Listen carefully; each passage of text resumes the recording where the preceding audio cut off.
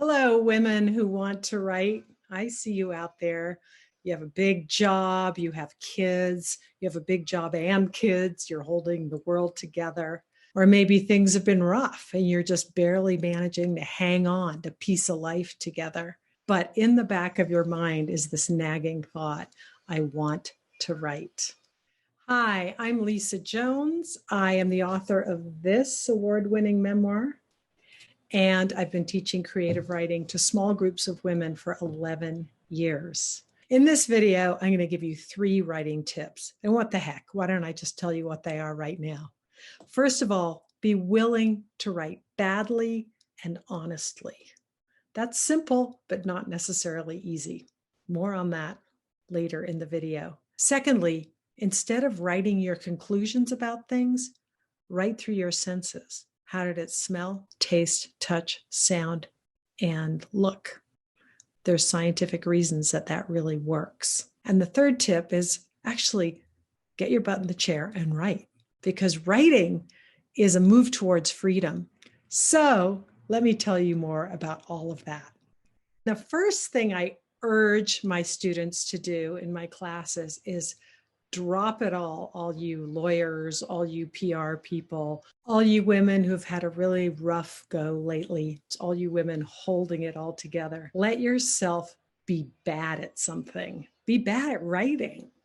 Authors all over the place, especially female authors, exhort the value of writing badly. Annie Lamott, who wrote the wonderful writing book, Bird by Bird, she's the queen of shitty first drafts. She's like, you got to write shitty first drafts. You have to. You can't write a good first draft. It's an oxymoron, which is true.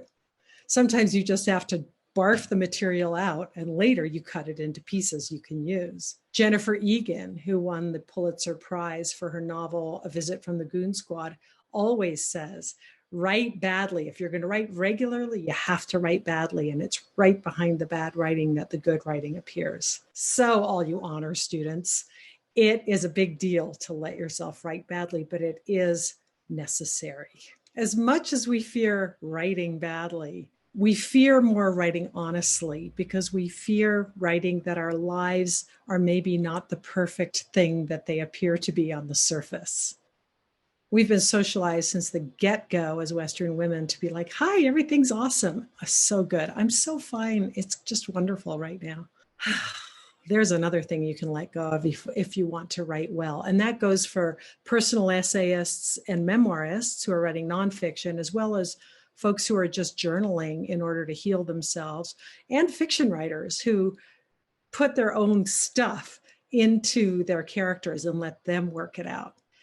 But to drop the pretense of everything being hunky-dory all the time is a very important part of writing well. Here's a quote from Tobias Wolff, who's a wonderful novelist and memoirist. He was writing to fellow fabulous writer Mary Karr as she was writing her first of 3 amazing memoirs, The Liars Club. Here's what Tobias Wolff wrote to her. Don't be afraid of appearing angry, small-minded, obtuse, mean, immoral, calculating, or anything else. Take no care for your dignity.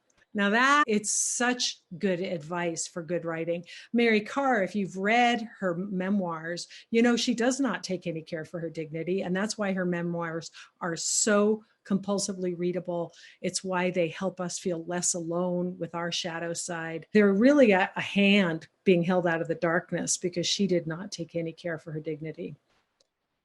So to write badly and to also write about how your life may not be going so well, or the life of your fictional characters may not be going so well, those are really major steps to take towards writing really well. But what I watch over and over again in my classes is that women do succeed at both these things. They start writing honest, gritty, unpolished stuff, and they start telling the truth about their lives. And honestly, with the groups of women, it takes about this long for them to start sharing some pretty deep stuff. My classes feel like they tap into the power of women telling the truth. It feels like it goes all the way back to Neanderthal times. I can imagine women around a fire having done this, thousands and tens of thousands of years ago. But it makes my classes a place of huge relief and healing and sharing and joy and laughter and tears. Women are bursting to tell the truth. And this bears out in the scientific literature that if you tell the truth, allow yourself to be vulnerable, allow yourself to not write great stuff every single time you write, it does make you happier. In a study examining 63 engineers who lost their jobs, scientists assigned a portion of the participants to write about the emotions they had surrounding their loss. Those who wrote not only felt less anger over the situation of losing their jobs, but also found new employment faster than the group that didn't write. Writing truthfully helps you normalize and process your emotions. Writing truthfully in a group of women, other scientific studies have indicated that if you write your personal story a certain way, just say you had a big victim story going on when you were about 17. I did. And then you got so busy being a Western woman that you never really updated that story.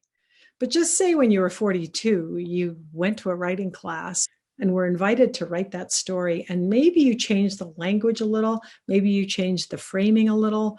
It was a little less victim-y. You saw the places you had agency where you had made this decision or that decision. And it actually changes the way you hold your life.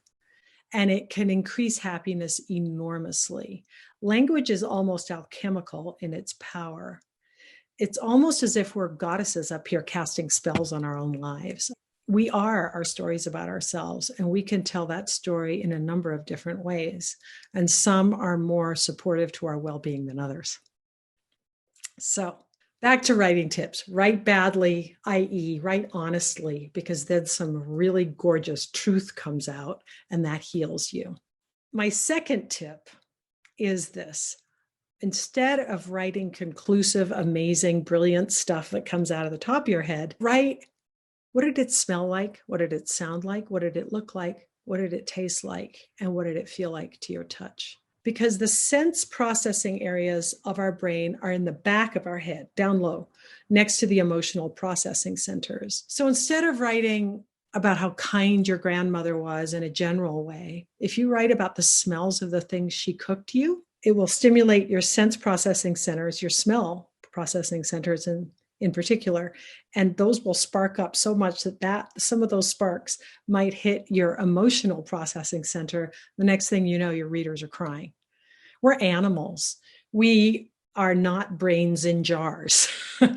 So if we dumb it down in a way and just write through our senses, our writing, our personal writing gets so much more power. I find this to be particularly true in a gratitude writing class I teach, where if they write very detailed accounts of what they're grateful for with the smell, sight, sound, hearing, and touch injected into it, they get more traction in the happy making practice of gratitude writing. Gratitude, by the way, if you have a regular practice of gratitude, it can increase your happiness by 25%. And I believe that. I didn't believe it before I started teaching gratitude writing. I believe it now. And my third tip is write.